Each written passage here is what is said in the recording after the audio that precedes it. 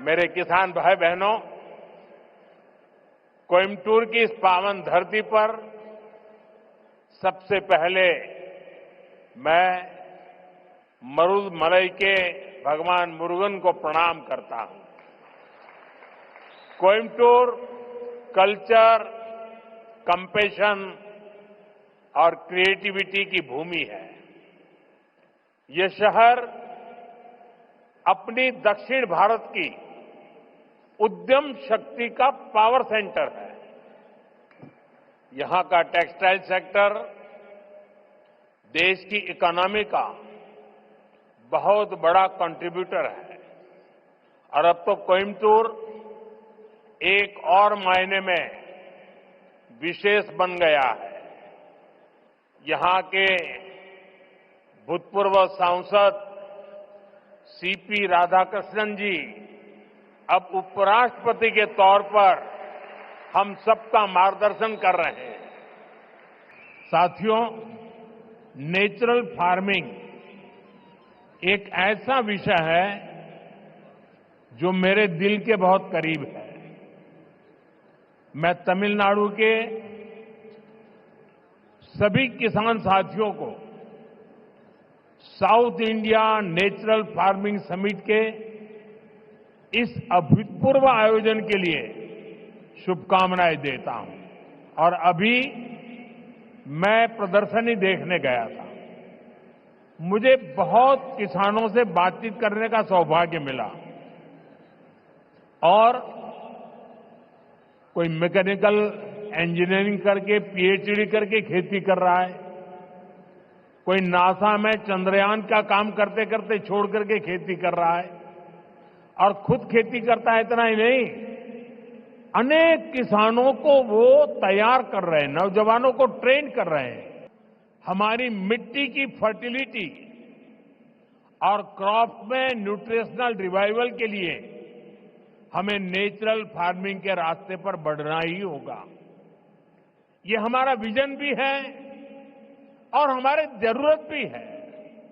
तभी जाकर हम अपनी आने वाली पीढ़ियों के लिए अपनी बायोडायवर्सिटी को संरक्षित रख पाएंगे।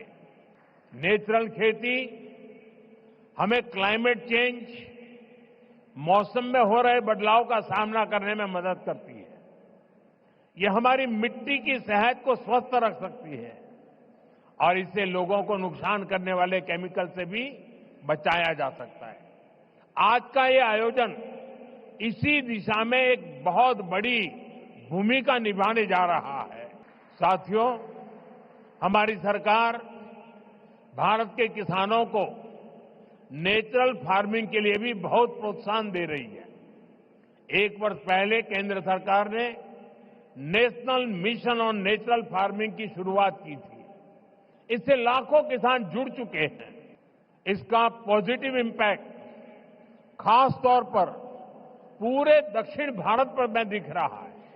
यहां आज तमिलनाडु में ही करीब 35,000 हेक्टेयर लैंड पर ऑर्गेनिक और नेचुरल फार्मिंग हो रही है। साथियों, नेचुरल फार्मिंग भारत का अपना स्वदेशी विचार है। ये हमने कहीं से इंपोर्ट नहीं किया है, यानी हमारी ट्रेडिशन से जन्मा है। हमारे पूर्वजों ने तपस्या करके इसको तैयार किया है और ये हमारे पर्यावरण के अनुकूल है। मुझे खुशी है कि दक्षिण भारत के किसान प्राकृतिक खेती की परंपराओं जैसे पंचगव्य, जीवामृत, बीजामृत, आच्छादन आदि को निरंतर अपनाए हुए हैं। ये परंपराएं मिट्टी का स्वास्थ्य बेहतर रखती हैं, फसलों को केमिकल मुक्त रखती हैं और इनपुट कॉस्ट बहुत कम कर देती है। हमारी सरकार का प्रयास है कि हमारा ये सुपर फूड दुनिया भर के बाजारों तक पहुंचे और वैश्विक बाजार में इनकी पहुंच बढ़ाने में natural farming, chemical free farming को भी, इसकी भी बहुत बड़ी भूमिका है।